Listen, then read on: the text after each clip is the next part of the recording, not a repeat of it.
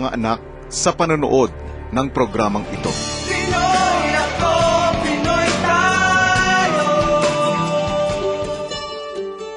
Ang nakaraan sa Pinoy Big Brother Season 2. Ang ibang mga housemates na may nag-aagawan sa mga piling teritoryo sa bahay ni Kuya. Oh my God! Nabati ko kayo, girls. Kayo ang nanalo.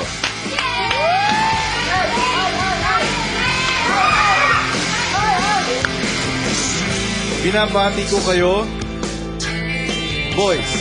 Kayo ang nanalo. At sa pagpapatuloy ng labanan, sino kaya ang magwawagi? Ang mga boys o ang mga girls sa isang madikit na salpukan upang magkaroon ng eksklusibong karapatan sa shower room?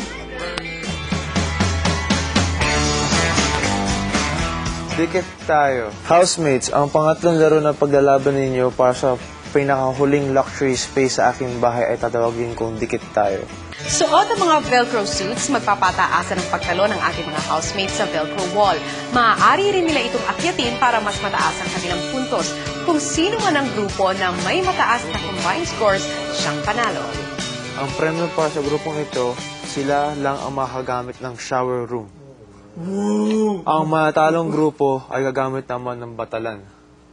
We got to honestly. Yan. Wala natin manalo. Ready? Set? Go.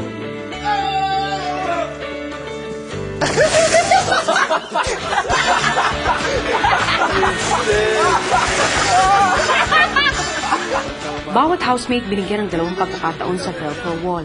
Ang mas mataas na puntos ang siyang sasama sa final score. The Raging Bulls!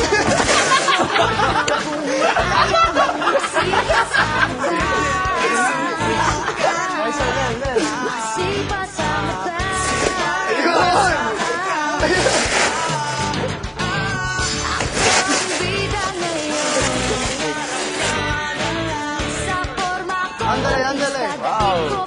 Toro. Go. Lipad, pare, lipad! Right! 7. Uy!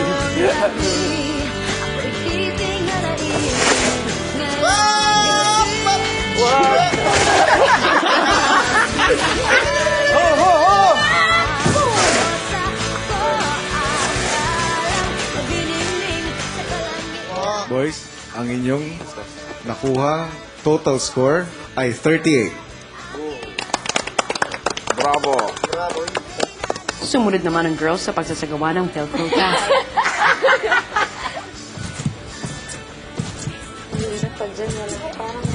I see. Hindi to para miyahan ng talong. Malaman mo strategy.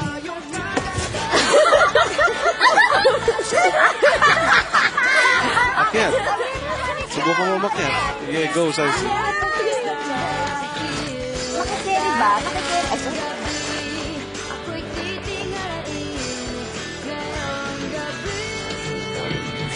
Wala pa, don't give up.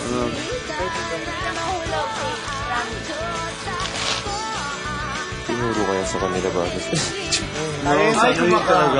Tayo yung crash test eh. Dummies. Sarsi. Kailangan nakadikit ka lang. Hindi mo pwedeng hawakan o kapitan ng Velcro.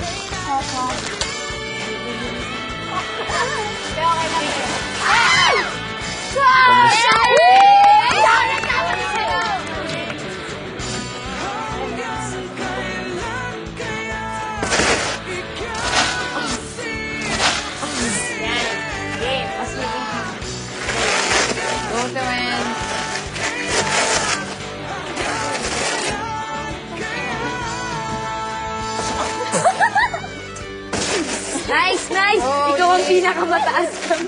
Sige. Eh, na! Nasa 6 ka na, Gian. Matagin na yan! It's a sign, G. It's a sign. Alam mo na. We all believe in you.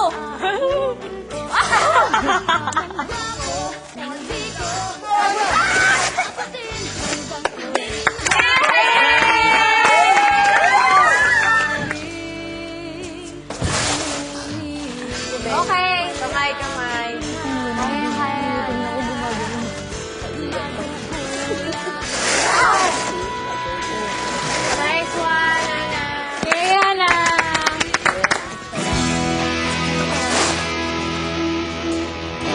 Ang cute mo. Aja. Try mo lang, muna. Sige, go. Leg. Another chance.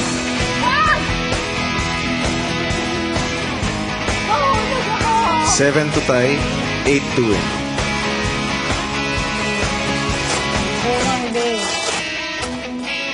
Kaya bawal lumawa.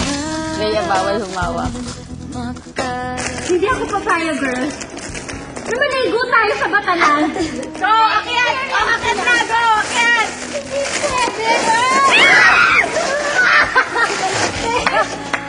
Ang score ng boys, 38 points. Ang score ng girls, 39 points.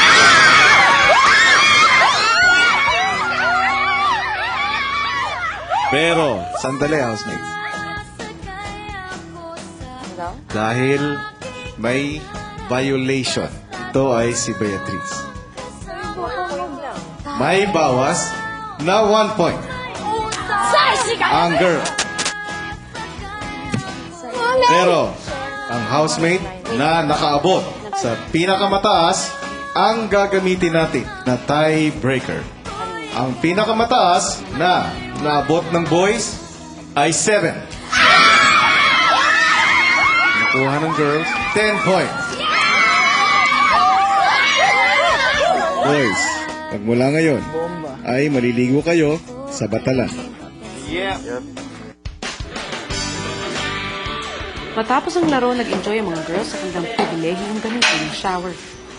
Ang mga boys, naligo sa batalan.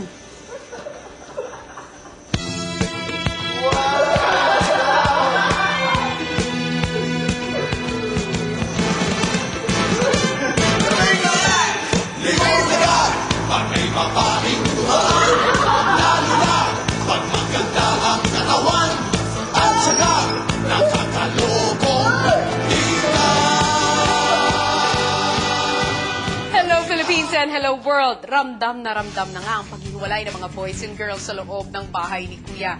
Pero paano na nga ba ang mga housemates na kinakailangan mag-usap? Katulad na lamang nitong sina Bruce at Wendy, maging ang mga nominadong sina Robert at Saisy. Paano kung tuluyan na nga magpaalam ang isa sa kanila sa darating na Sabado? Pero kung may tensyong nagaganap sa loob ng bahay ni Kuya, ay may magandang balita namang kaming ihahatid sa inyong lahat. Gaya ng aming ibinahagi, tuloy-tuloy na nga ang renovation ng Binonan Elementary School.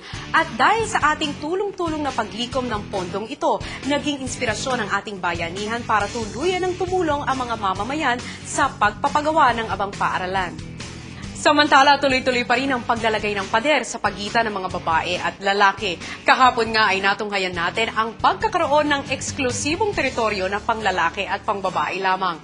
Pero dahil sunod-sunod na rin ang violations ng ating mga housemates, katulad na lamang ng pagtapak sa linya at tangkang pagkikipag-usap, nagpasya si Kuya na sa pagbubukas ng Day 88 ay tuluyan ng huwag pagkitain ang mga babae at lalaki.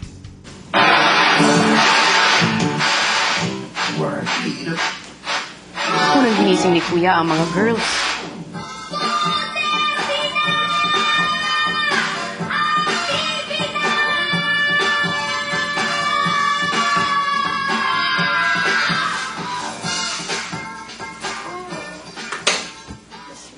Parang isang oras na rin tulog ko. Hindi lang sa pag-gising magkahiwalay ang ating mga boys and girls, maging sa supplies at sa kanilang gawain sa buong araw ay magkaiba.